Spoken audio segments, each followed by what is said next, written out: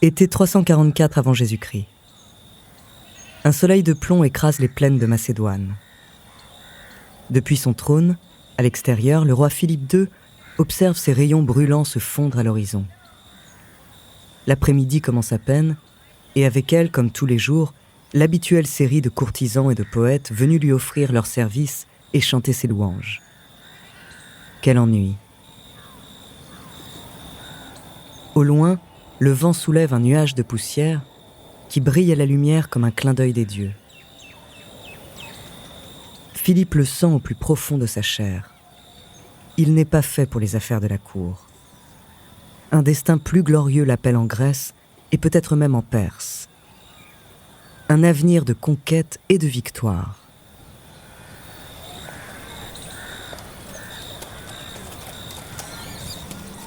Mais le trot d'un cheval le sort soudain de sa rêverie. Un marchand s'avance vers lui en tenant par la bride un superbe étalon à la robe foncée. La bête est majestueuse, ses cuisses et sa croupe musculeuses. Sa crinière farouche s'agite fièrement au gré du vent. Et dans ses grands yeux noirs brille une lueur sauvage. Bucéphale tête de bœuf, tel est son nom, annonce le marchand. Aussitôt le regard de Philippe s'illumine. Voilà une monture digne des batailles à venir. Elle saura mener les plus grands généraux. D'un claquement de doigts, il appelle ses valets pour conduire le cheval à l'écurie. Quand tout d'un coup, un hennissement furieux résonne dans les airs. L'étalon se cabre, trépigne, tire de toutes ses forces sur les rênes pour s'enfuir. À chaque nouvel assaut des palefreniers, la bête redouble de colère, menace de ses sabots quiconque ose l'approcher. Le roi fronce les sourcils. Après quelques minutes de lutte, le constat est sans appel, ce cheval ne peut pas être dompté. Philippe s'apprête alors à renvoyer le marchand, mais son jeune fils l'arrête. « Père, laissez-moi faire. » Avec une assurance insolente pour son âge, le garçon de 12 ans s'avance lentement vers Bucéphale. Depuis tout à l'heure, il observe ses mouvements brusques, scrute chacune de ses réactions. Personne ne semble voir l'évidence. Ce cheval n'est pas indomptable.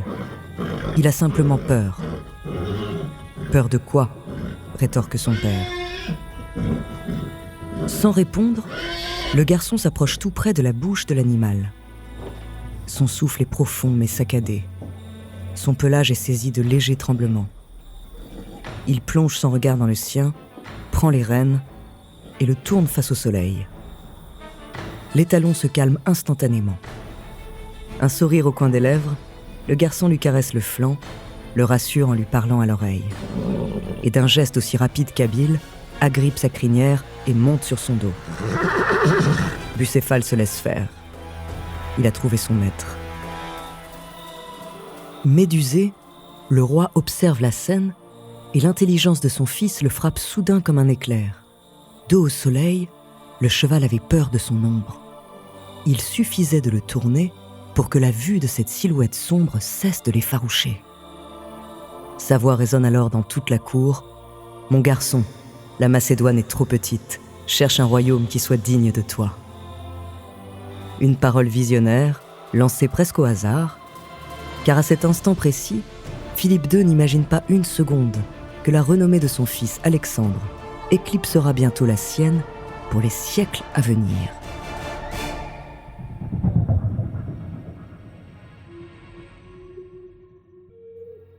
Bonjour, je suis Andrea Brusque, bienvenue dans Les Fabuleux Destins.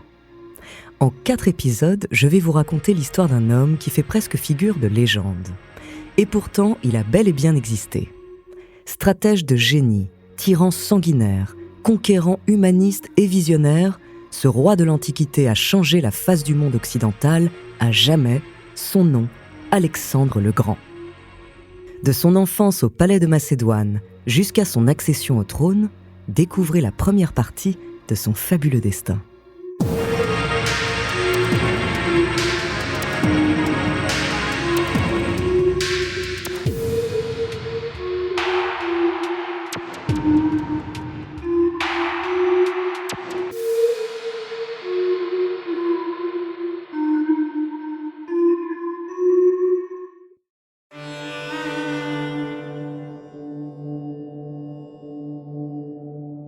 Pour comprendre dans quel contexte naît le jeune Alexandre, fils de Philippe de Macédoine, il faut remonter un peu plus de 100 ans en arrière, vers 480 avant Jésus-Christ.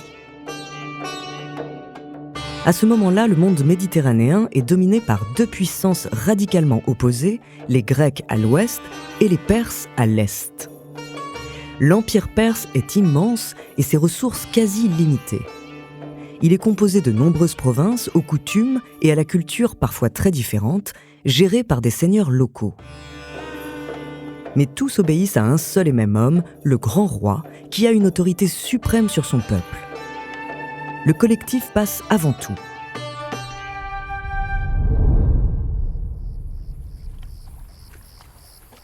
Pour les Grecs, c'est une aberration. En Grèce, chaque cité a sa propre autonomie, hiérarchie et système de gouvernement. C'est simple, le concept même de nation grecque n'existe pas vraiment. Parfois, ces cités forment une alliance pour repousser d'importantes menaces, souvent perses d'ailleurs, mais la plupart du temps, elles se font la guerre entre elles. On est thébain, on est spartiate, on est athénien, avant d'être grec. Car dans ces cités antiques, la démocratie est en train de naître. Et avec elle, la notion d'individu au cœur de la société.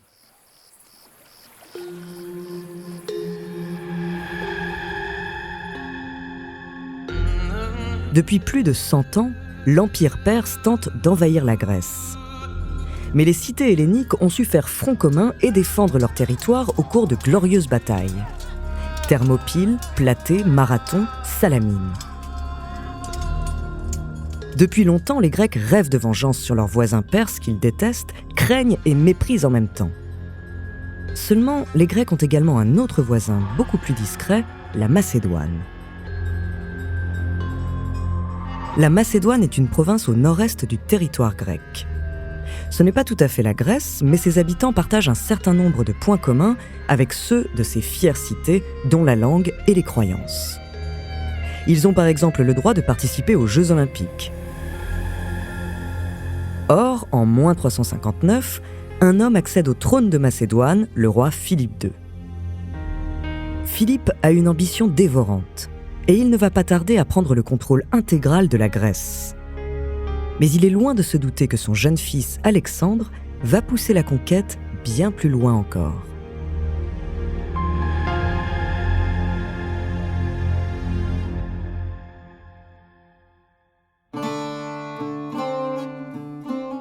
En l'espace de 20 ans, grâce à sa finesse politique et sa puissance militaire, Philippe II soumet une à une les cités grecques à son autorité. Vers moins 340, la Grèce est désormais sous contrôle macédonien. Mais avant de tourner son regard vers la Perse, à l'est, il se soucie de faire perdurer son héritage. Pour cela, Alexandre, son fils et successeur, doit recevoir la meilleure éducation possible. Dès sa plus tendre enfance, Alexandre est bercé par l'Iliade et l'Odyssée d'Homère. Il dévore Hérodote, Échille, Sophocle et Euripide. Les classiques de la littérature grecque de l'époque n'ont aucun secret pour lui. À 10 ans, il apprend à jouer de la lyre et quelques rudiments de médecine. Son père engage même le célèbre philosophe Aristote pour lui servir de précepteur. En parallèle, il suit une rigoureuse formation militaire. Maniement de l'épée, de la lance, du bouclier, exercice d'équitation. Le garçon n'est pas encore adulte et pourtant il a déjà tous les réflexes d'un excellent soldat. Sans parler de ses connaissances stratégiques très poussées. Il étudie toutes les batailles du passé, analyse les erreurs des vaincus et les tactiques des vainqueurs.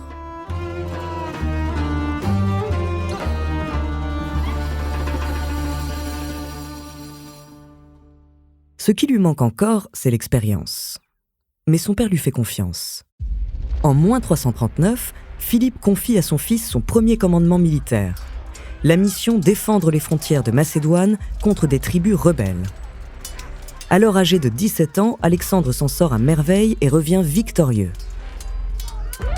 À ce moment-là, le roi Philippe II règne alors sur le monde hellénique en maître incontesté. Athènes, Thèbes, Sparte, toutes les grandes cités grecques lui ont prêté allégeance.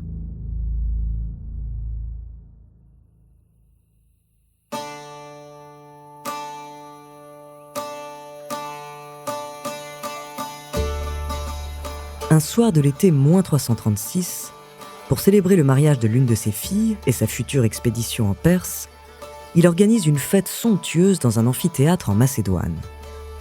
Autour de la scène, des rangs de pierres s'élèvent en cercle concentrique. La nuit vient de tomber et des torches disposées un peu partout projettent sur les visages des ombres aux contours indécis. Des parfums d'encens et de fleurs flottent dans l'air, tandis que les convives s'installent dans les gradins. Aux murmures et aux rires répondent quelques notes de lyre. Et le vin coule à flot. Peu à peu, l'assistance se laisse joyeusement tomber dans l'ivresse. Alexandre est là, bien sûr. Il a 20 ans maintenant. D'élégantes boucles blondes lui tombent sur le front. Il a les traits fins, les yeux bleus et les joues rougies par l'allégresse de la soirée.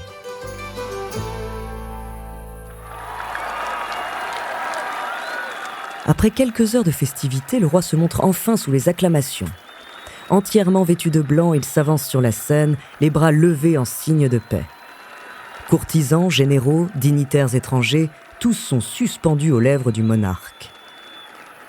Mais alors que Philippe s'apprête à parler, l'un de ses gardes dégaine soudain un couteau et le poignarde sauvagement. Dans la pénombre, à cet instant précis, personne ne comprend ce qu'il vient de se passer. Personne ne voit la tache de sang s'élargir dans le dos de Philippe, ni l'éclat de ses yeux s'éteindre peu à peu. Il agonise en silence et tombe à la renverse, mort.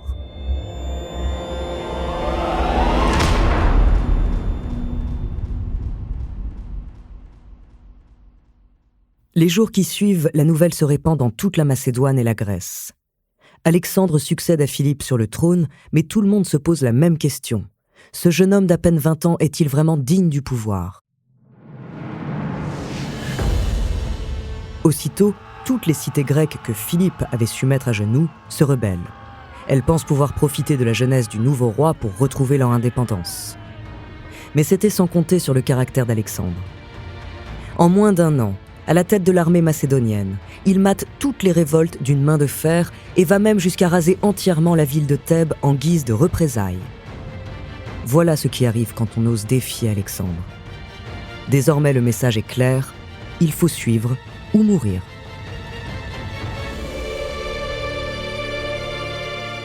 Mais le nouveau souverain ne fait pas que réprimer. Il promet également.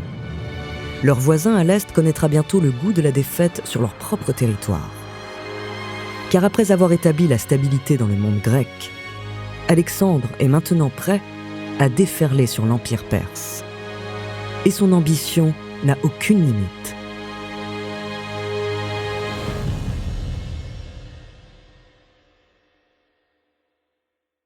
Avant de continuer cet épisode, nous voulions vous remercier pour votre écoute.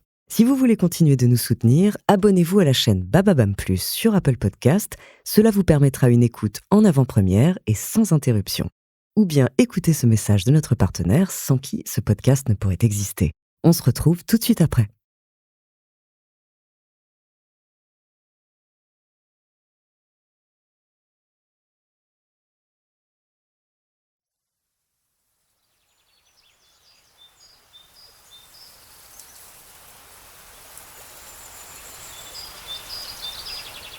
Mai -334.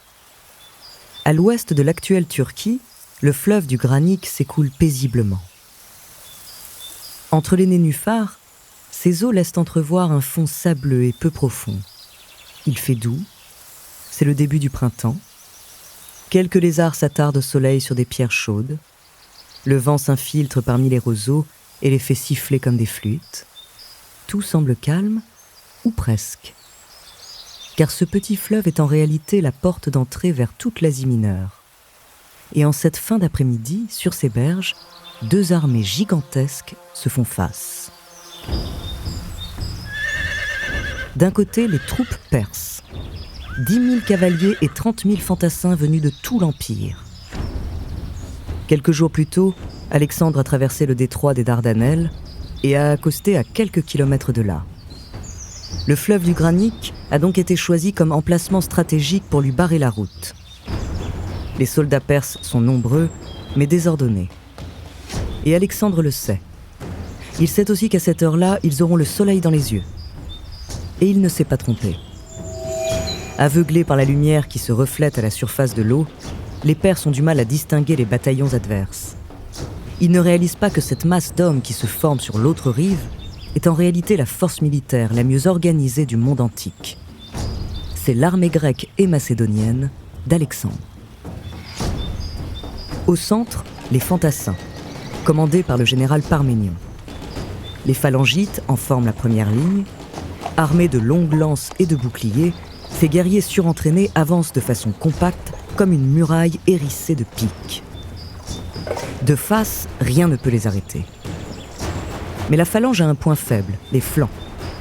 C'est pourquoi Alexandre les fait escorter de part et d'autre par des unités plus légères et mobiles. D'un côté des archers et des hommes munis d'épées, de frondes et de javelots. De l'autre, sa propre cavalerie, les compagnons. Des soldats d'élite ayant déjà prouvé leur valeur et leur courage sur le champ de bataille. En tout, près de 40 000 hommes, venus de la Grèce entière et prêts à tout pour terrasser quiconque se dresse devant eux. Alexandre se sait en légère infériorité numérique, mais il a confiance dans sa stratégie. Juché sur son fidèle cheval Bucéphale, il dégaine soudain son épée, galope le long de la première ligne de son armée et plonge son regard dans celui de chacun de ses hommes. « Soldats, combattez vaillamment, et la Perse est à nous !» Il pousse alors un cri de guerre qui résonne dans les airs et charge l'ennemi sur la droite. Aussitôt, sa cavalerie d'élite s'élance avec lui à travers le fleuve. La riposte perse est immédiate. Une pluie de flèches et de javelots s'écrase sur les boucliers grecs. Mais la percée d'Alexandre est plus rapide. En quelques secondes à peine, des milliers de chevaux émergent des eaux face aux Perses et les frappent de plein fouet avec une violence inouïe. L'ennemi recule, certains soldats sont broyés sous la pression, d'autres tombent à la renverse et se font piétiner. Au milieu d'un chaos de poussière, de métal et de sang, Alexandre fait tournoyer son glaive dans les airs et fracasse le crâne de nombreux guerriers adverses. Mais il ne voit pas l'épée d'un général perse qui file par derrière en direction de sa nuque. Heureusement, Cleitos, l'un de ses plus fidèles officiers et amis, lui sauve la vie au dernier moment en tranchant le bras du soldat ennemi. Après quelques minutes de lutte acharnée, Alexandre constate qu'il a réussi à attirer la majorité de l'armée perse sur le côté. Exactement ce qu'il avait prévu. Il ordonne à ses bataillons de phalangites placés au centre d'entrer en action. De face, rien ne peut arrêter la phalange. Le reste des troupes grecques traverse alors le fleuve et fait un massacre.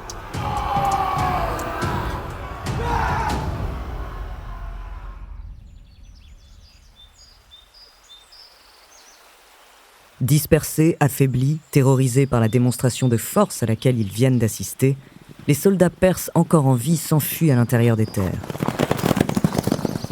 La victoire d'Alexandre est totale, et sa conquête de l'Empire perse ne fait que commencer.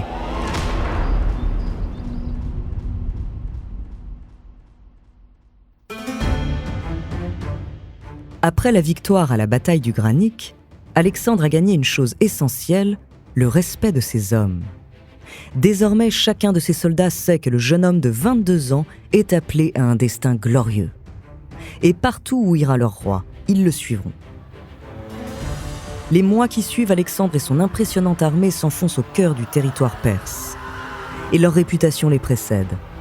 À Sardes, capitale de la province de Lydie, les troupes adverses capitulent avant même de se battre. Après un siège expéditif, les cités de Milet et d'Halicarnasse, sur la côte ouest de la Perse, finissent aussi par tomber entre leurs mains.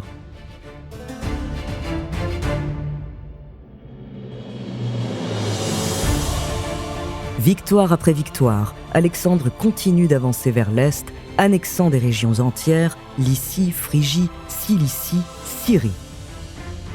Il découpe une partie de l'Empire sans rencontrer de résistance majeure.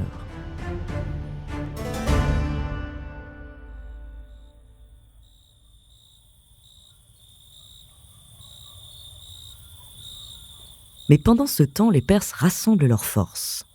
Et un homme qui jusque-là avait laissé faire le fougueux conquérant décide alors d'intervenir. Cet homme, beaucoup le considèrent comme un dieu. C'est Darius III, grand roi de Perse, héritier de la dynastie des Achéménides, un souverain au pouvoir quasi illimité qui règne sans partage sur l'Empire.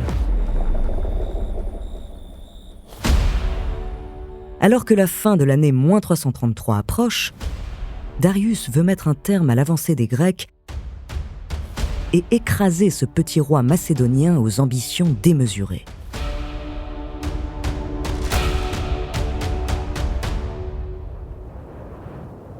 À la tête d'une immense armée, il fait barrage aux Grecs au milieu d'une plaine près de la ville d'Issos.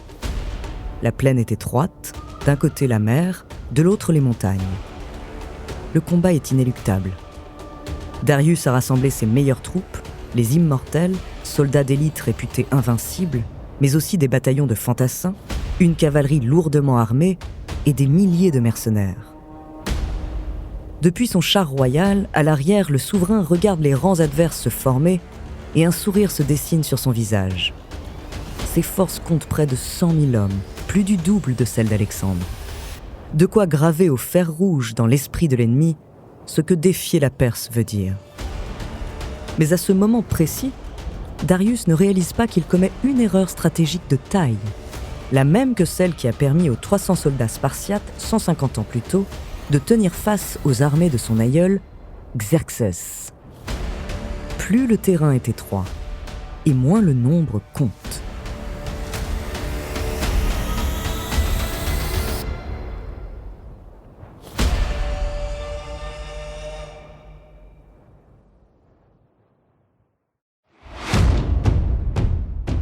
Usant de la même tactique qu'à la bataille du Granique, Alexandre et sa cavalerie s'élancent du côté droit. La vitesse et la brutalité de la charge surprennent une partie des Perses qui battent en retrait. Mais au centre, la phalange macédonienne est en difficulté. Malgré les efforts du général Parménion, qui tient le flanc gauche, l'armée de Darius parvient peu à peu à les contourner. Les bataillons grecs se désorganisent, les rangs tombent et la défaite est proche. Voyant le sang des siens couvrir chaque minute un peu plus le champ de bataille, Alexandre regroupe ses hommes et se rue vers le centre pour leur prêter main forte. Mais alors qu'il galope sur le dos de Bucéphale, il aperçoit au loin, le temps d'une seconde, le char de Darius. Changement de cible. Chargez le roi! Malgré le vacarme assourdissant de la bataille, son hurlement parvient aux oreilles de tous ses cavaliers. Et comme un seul homme, il déferle en direction du roi perse. Les gardes personnels de Darius ont beau défendre férocement leur souverain, ils meurent les uns après les autres. Horrifié, Darius fouette ses chevaux et prend la fuite, entraînant un mouvement de panique derrière lui. Puis la débâcle de toute son armée.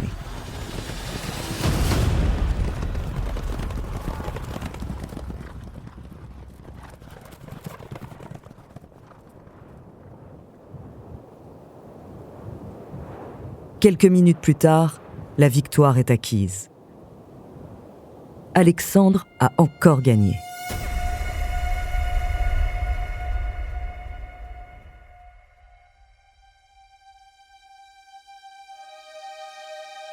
Toute l'année suivante, il pousse ses hommes à continuer toujours plus loin dans le territoire perse.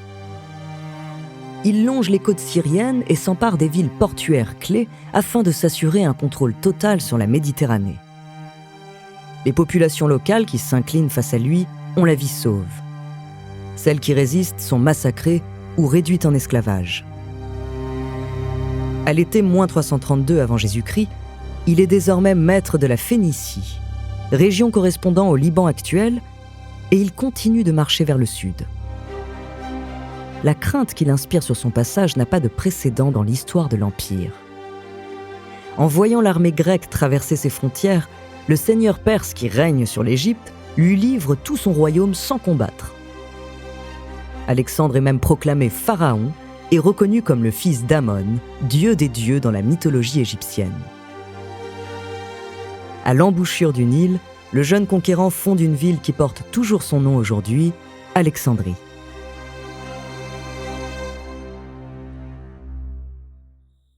Mais l'empire perse est vaste. Et Alexandre ne se satisfait pas des terres déjà conquises. À l'est, il reste encore tant de régions à explorer, de cultures à découvrir, de peuples à asservir. Cela ne fait que 3 ans qu'il a quitté la Macédoine et la Grèce pour envahir la Perse.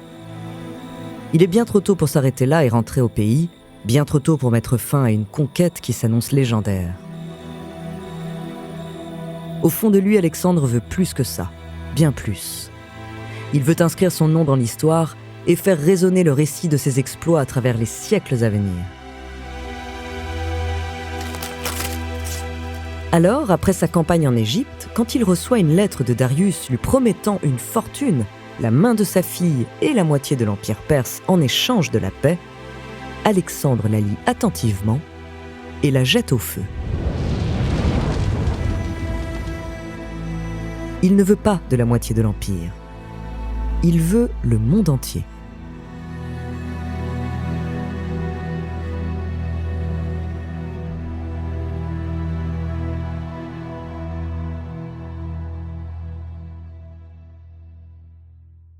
Avant de continuer cet épisode, nous voulions vous remercier pour votre écoute.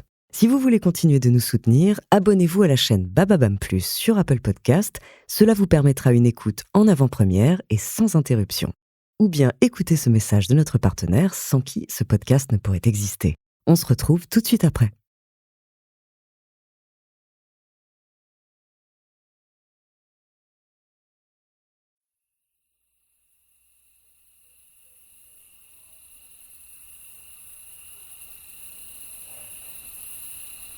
« 30 septembre, moins 331.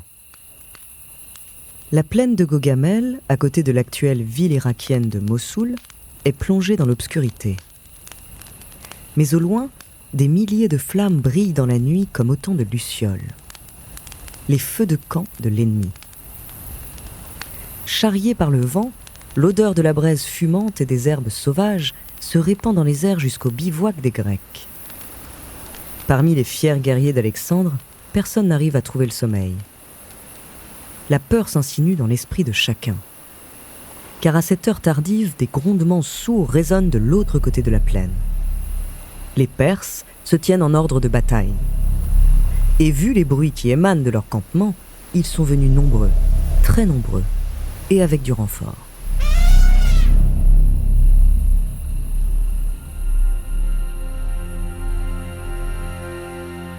Mais dans sa tente, Alexandre dort à point fermé. Après les batailles du Granique et d'Issos, le jeune roi se pense inarrêtable. En seulement 3 ans, il a envahi toute la partie ouest du territoire perse. Il a traversé le fleuve de l'Euphrate et a conquis chaque grande ville sur son passage. La dernière fois qu'ils se sont affrontés, Darius a fui. Comme un lâche, il a abandonné ses troupes. Alors, quand le grand roi perse lui a donné rendez-vous à Gogamel pour une ultime bataille, Alexandre a accepté sans la moindre hésitation. C'est l'occasion rêvée de terrasser le Perse, de lui arracher par la force son empire et sa fierté.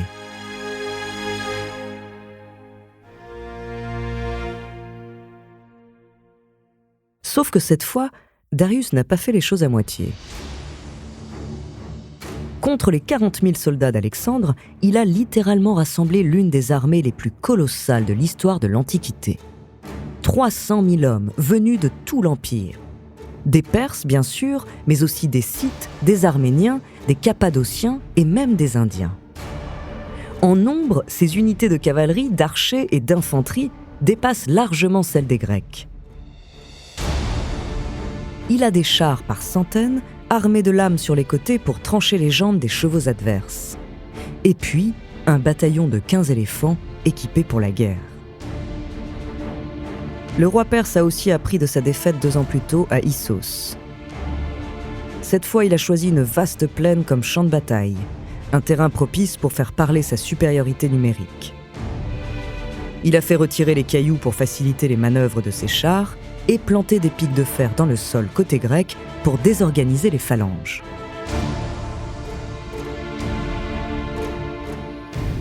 Tout ça, Alexandre le sait. Et pourtant, il dort. À 1h du matin, Parménion, son plus fidèle général, entre dans sa tente et le réveille. « Les soldats ont peur, mon roi. Nous devons attaquer maintenant. La nuit aidera à leur masquer l'ampleur de l'armée adverse. » Alexandre reste impassible. Il plonge ses yeux clairs dans ceux de son vieil ami et un sourire se dessine alors au coin de ses lèvres. « Je ne vole pas la victoire, jamais. Nous attendrons demain matin. » À ce moment précis, ce que Parménion prend pour de l'arrogance n'est autre que le signe d'un grand conquérant. Un homme qui fait croire qu'il est béni des dieux, alors qu'en réalité, dans le secret de son brillant esprit, il élabore un plan.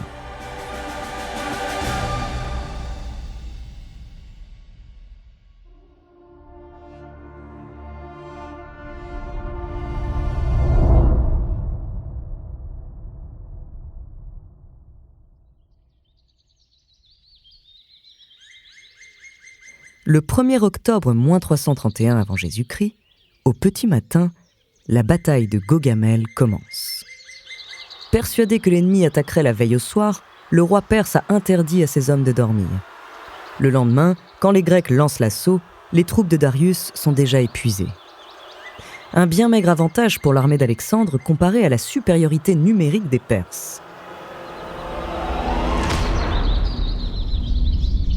S'ils veulent espérer l'emporter, chaque soldat doit tuer 6 adversaires. C'est du suicide. Mais ils ont confiance en leur roi. Le jeune homme de 25 ans leur a déjà prouvé de nombreuses fois son intelligence stratégique. Il a forcément une idée derrière la tête.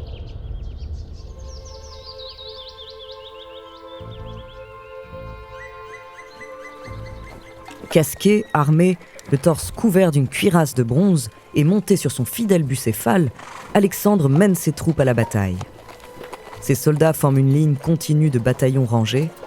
Face à eux, comme un monstre gigantesque, l'armée perse s'étend sur toute la largeur de la plaine. Depuis son poste de commandement, à l'arrière, Darius ordonne alors à ses chars de donner l'assaut. La terre se met à trembler sous les sabots de centaines de chevaux lancés au triple galop contre les forces grecques. L'air se remplit d'un immense nuage de poussière. Tout à coup, Alexandre hurle une consigne inédite à ses hommes. « Espacez les formations !» Les soldats s'exécutent aussitôt. En quelques secondes, la ligne grecque, jusque-là compacte, s'écarte et se desserre. Les chars de l'armée perse n'ont pas le temps de réagir.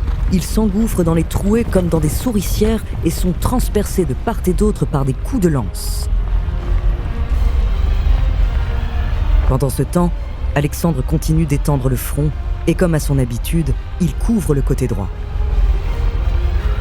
Mais cette fois, c'est une feinte. Alors que Darius lance le gros de son armée à sa poursuite et s'étale dans la largeur, Alexandre fait soudain volte-face. Avec ses cavaliers, il se rue alors vers le centre de l'armée adverse, affaibli par la manœuvre. Ses unités de phalanges se joignent à la charge, écrasant tout sur leur passage. En voyant devant eux leurs camarades s'empaler par milliers sur les longues lances des Grecs, les soldats perses cèdent à la panique. Les unités en charge de la défense de Darius se dispersent comme des mouches. Le grand roi se retrouve seul au milieu du chaos, face à un mur d'ennemis qui déferle sur lui comme une avalanche. Et à nouveau, il prend la fuite sur son char royal.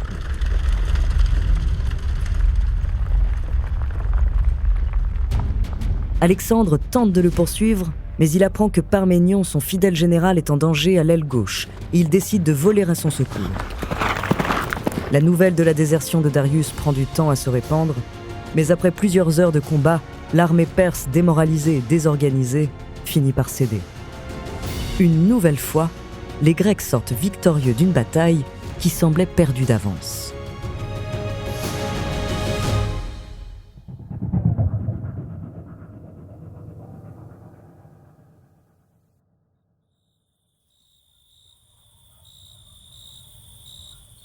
Gaugamel est l'un des affrontements les plus importants de l'Antiquité. En triomphant, Alexandre ne remporte pas simplement une bataille, il gagne le contrôle de l'Orient. Dans les jours qui suivent, il arrive à Babylone, capitale de l'Empire perse. La ville lui ouvre ses portes, destitue officiellement Darius et le désigne comme nouveau grand roi. Craignant qu'il ne lève une nouvelle armée, il poursuit tout de même Darius à l'est pendant des mois.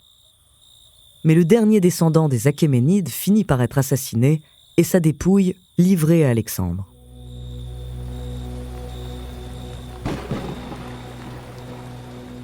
L'Empire perse a changé de maître. Mais tout le monde ne reconnaît pas le conquérant macédonien comme tel. Les résistances sont nombreuses, et sur son passage, Alexandre se montre intraitable. Il réduit en cendres Persépolis, haut lieu religieux de l'Empire, et exécute quiconque se dresse devant lui. Mais une fois vainqueur, il respecte les coutumes de l'ennemi, garde les administrations et les petits seigneurs locaux en place. Une décision stratégique, bien sûr. C'est le meilleur moyen de maintenir le contrôle sur le vaste territoire qui est désormais le sien. Seulement, ce que les soldats grecs ont du mal à comprendre, c'est les manières que leur souverain commence petit à petit à avoir. Certains disent qu'ils l'ont vu un soir habillé à la mode asiatique. D'autres affirment l'avoir entendu vanter les mérites de certaines cultures locales.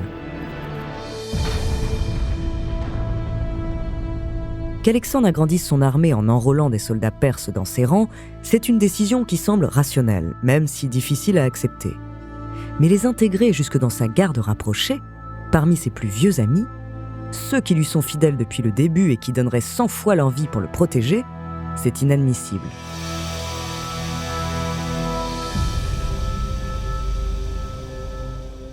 Pour les soldats d'Alexandre, l'identité grecque est par essence supérieure à toutes les autres. Cette supériorité est le fondement de leur succès. Or, tout porte à croire que leur roi se plaît finalement en Perse. Pour certains, Alexandre joue un jeu dangereux et ambigu. D'autres le soupçonnent même d'avoir perdu la tête. Cela fait maintenant plus de 4 ans que les Grecs et les Macédoniens suivent Alexandre. Et beaucoup ont le mal du pays. Leurs femmes et leurs enfants leur manquent, ils veulent rentrer à la maison. Mais le jeune roi a soif de nouvelles conquêtes, toujours plus de terres à découvrir, à annexer. Il s'entête à vouloir repousser les limites du monde connu à l'est et à traverser des provinces dont même les géographes les plus érudits ignorent l'existence. Il veut conquérir l'intégralité de l'Empire perse jusqu'à cette région reculée que l'on appelle l'Inde. Mais cette insatiable curiosité ne va pas tarder à provoquer la colère de ces hommes. Et pour y faire face, le souverain des Grecs et des Macédoniens, pharaon d'Égypte, grand roi des Perses que beaucoup considèrent comme l'égal des dieux, va bientôt montrer un nouveau visage, celui d'un tyran.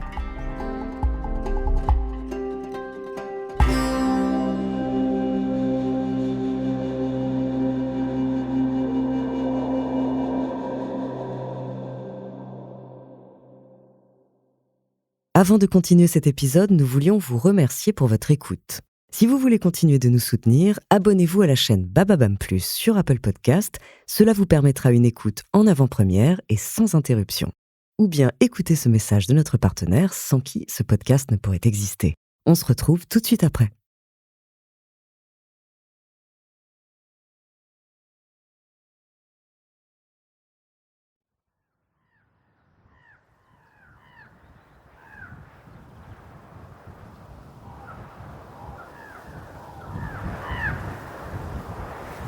Automne 330 avant Jésus-Christ. Un vent chaud balaie le bassin de Sistan, entre l'Iran et l'Afghanistan actuel. Le soleil décline dans le ciel, et tout autour des soldats grecs, la nature prend la couleur de l'or. Bordé par des montagnes aux roches rouges et jaunes, le lac Hamoun se couvre de hérons. C'est l'heure où les grenouilles sortent des roseaux pour chanter. L'heure où les senteurs moites et terreuses du limon remontent à la surface et se répandent dans l'air. L'heure de s'arrêter pour la nuit. Les hommes sont épuisés. Depuis l'aube, ils marchent dans la boue. Et les jambières, la cuirasse et le casque qu'ils portent en permanence n'aident pas à supporter la chaleur. Mais Alexandre ne veut rien entendre. Il veut continuer, poussait toujours plus loin vers l'est. Hors de question de s'enliser ici. On dit des guerriers grecs qu'ils sont infatigables. Pendant plusieurs heures après le coucher du soleil, les troupes continuent d'avancer en silence. Dans l'obscurité, les visages des soldats sont fermés, les yeux baissés. Ils mettent un pied devant l'autre, mais le cœur n'y est plus. Ce roi qui, il y a peu de temps encore, savait récompenser la victoire et offrir à ses hommes un repos mérité, ils ne le reconnaissent plus aujourd'hui. Alexandre a changé. Du moins, c'est ce qu'il se murmure à voix basse. Cette colère qui monte dans les rangs de l'armée n'échappe pas à Parménion. Général et fidèle conseiller du roi, il sait écouter ses hommes. Seulement depuis quelques mois, le roi ne semble pas l'écouter lui. Qu'importe, il veut tout de même essayer de le convaincre. Parménion s'approche d'Alexandre en tête du cortège et lui parle. Pendant de longues minutes, il lui raconte le mécontentement des soldats, leur envie de rentrer à la maison, où femmes et enfants les attendent depuis près de 5 ans.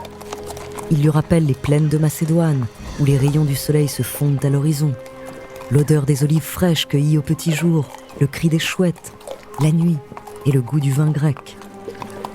Mon roi, si j'étais Alexandre, je m'arrêterais là.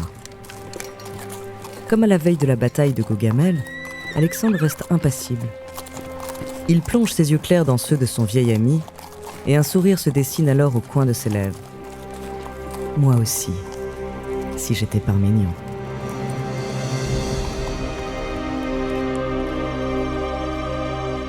Ces mots glaçants n'empêchent pas le général d'être impressionné par son roi.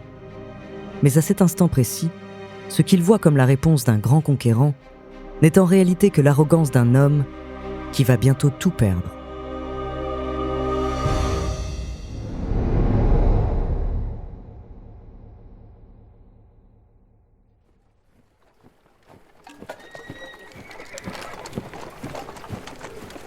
Semaine après semaine, Alexandre fait avancer ses troupes vers l'est.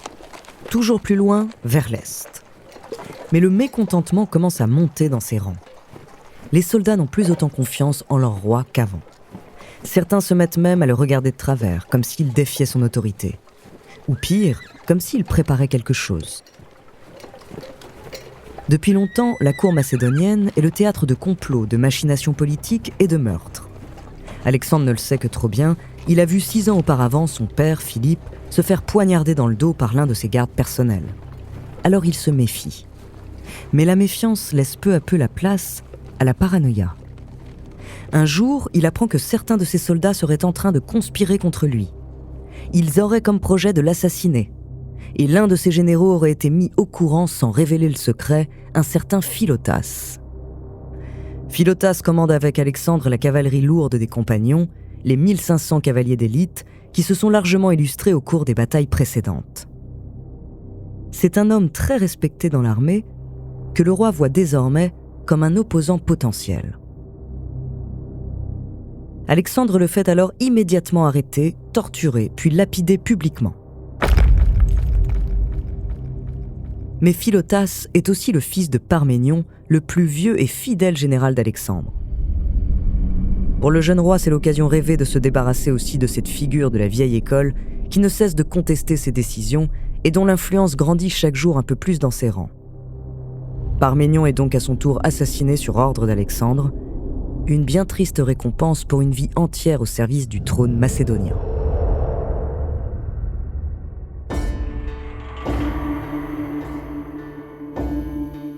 Désormais, Alexandre gouverne par la peur. Il réprime toute contestation de son autorité dans le sang. Il pousse ses troupes jusqu'à l'actuel Pakistan et en moins 329, il arrive enfin aux limites de l'Empire perse. Le bout du monde selon les géographes grecs. Seulement, l'ambition d'Alexandre, elle, n'a aucune limite. Il continue de marcher vers l'est et rejoint bientôt la frontière nord de l'Inde. Un nouveau territoire à conquérir. Mais cette fois, c'est la campagne de trop. Depuis la Grèce, les soldats ont parcouru 15 000 kilomètres et ont combattu d'innombrables ennemis. Ils n'en peuvent plus et décident de se révolter. Ils veulent rentrer chez eux. Leur roi a beau les menacer, tenter de les convaincre par de grands discours, rien n'y fait. Il refuse catégoriquement d'avancer. À contre-cœur, Alexandre ordonne le retrait des troupes. Et pour la première fois, il prend le chemin du retour. Mais sa soif de conquête n'est pas ce qui attise vraiment la colère de ces hommes. C'est plutôt sa vision du monde, des peuples et de son nouvel empire. Une vision complètement folle pour la plupart, mais tout aussi révolutionnaire, qu'il n'aura pas le temps de mettre à exécution.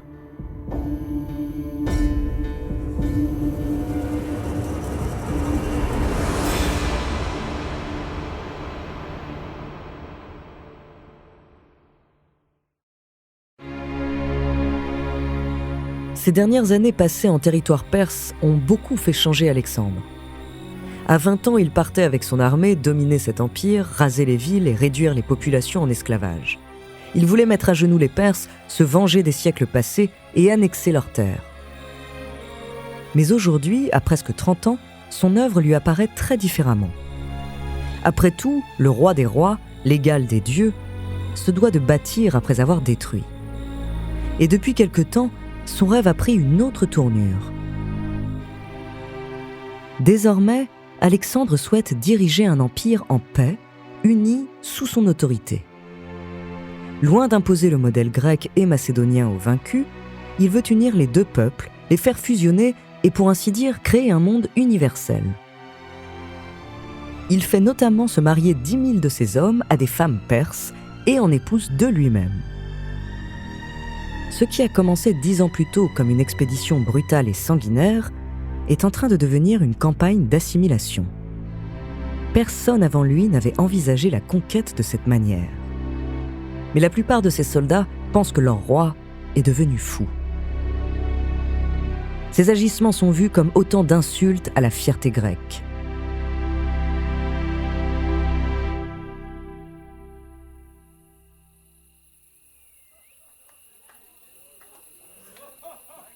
Un soir d'automne -328, Alexandre fait organiser un somptueux banquet dans le palais d'une ville récemment conquise. La nuit vient à peine de tomber, mais la fête bat son plein depuis de longues heures déjà.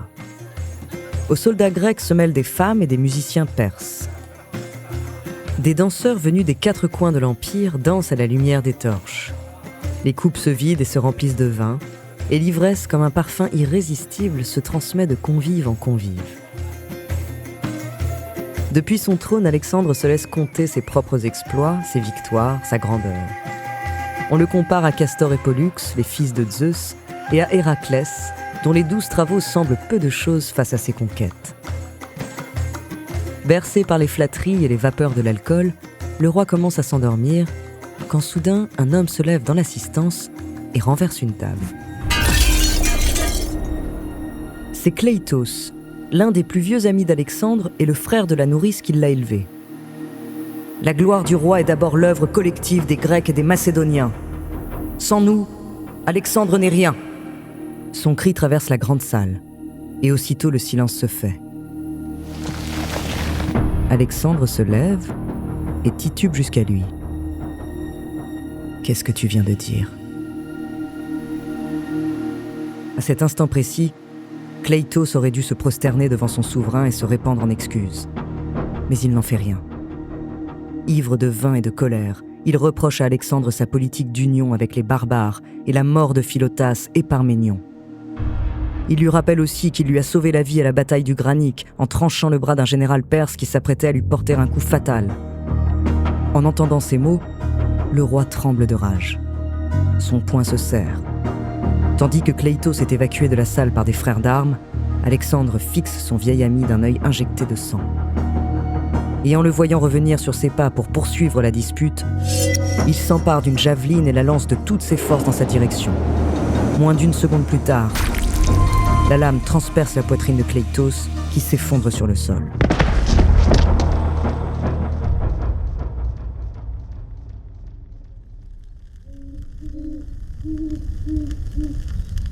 Pendant longtemps, Alexandre se reproche le meurtre de Kleitos.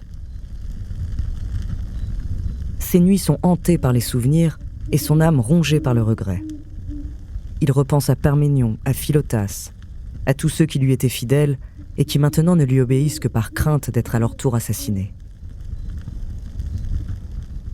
Après la révolte de ses soldats et l'échec de sa campagne en Inde, il fait marche arrière. Et pendant les années suivantes, il traverse l'Empire qu'il a mis une décennie à conquérir. Il promet à ses hommes de rentrer en Grèce. Mais en réalité, il prépare une nouvelle campagne en Arabie. Seulement, le destin prend parfois un tournant tragique et brutal. À la fin du printemps -323, Alexandre est pris d'une fièvre extrêmement vive, sûrement une crise aiguë de paludisme. Et dans la nuit du 10 au 11 juin, le roi conquérant s'éteint soudainement à l'âge de 32 ans.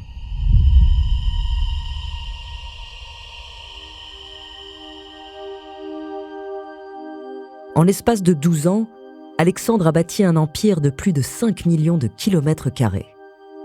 À son époque, c'est tout simplement le plus grand empire de l'histoire de l'humanité. Mais sa mort provoque un séisme dans le monde gréco-perse. Très vite, chacun cherche à profiter de la situation, ses anciens généraux finissent par se déchirer, et dans les décennies qui suivent, de grands royaumes naissent de cet affrontement. Seulement, aucun d'entre eux ne sera assez fort pour faire face à la nouvelle puissance qui est en train de naître en Méditerranée, Rome. Si Alexandre avait vécu plus longtemps, qui sait ce qu'il aurait pu accomplir ? Les historiens ont longtemps spéculé sur la question. Peut-être aurait-il tourné son regard vers l'ouest ? Peut-être aurait-il conquis la Gaule, l'Espagne, l'Italie ? Les cultures grecques et perses se seraient alors mélangées à celles des Celtes et des Latins, et notre monde actuel aurait été bien différent de ce qu'il est aujourd'hui. Alors, qui était Alexandre ? Cet homme né il y a plus de 2000 ans, et qui pourtant a peut-être influencé notre continent plus que quiconque après lui. Un stratège de génie, un tyran sanguinaire, un conquérant humaniste et visionnaire, peut-être tout cela à la fois. Mais l'histoire n'a retenu de lui qu'un seul nom, un nom qui, comme il l'espérait, résonne encore à travers les siècles et les légendes, Alexandre le Grand.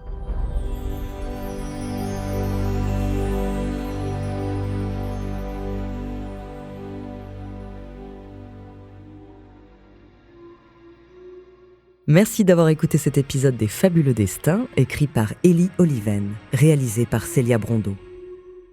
En attendant, si cet épisode vous a plu, n'hésitez pas à laisser des commentaires et des étoiles sur vos applis de podcast préférés.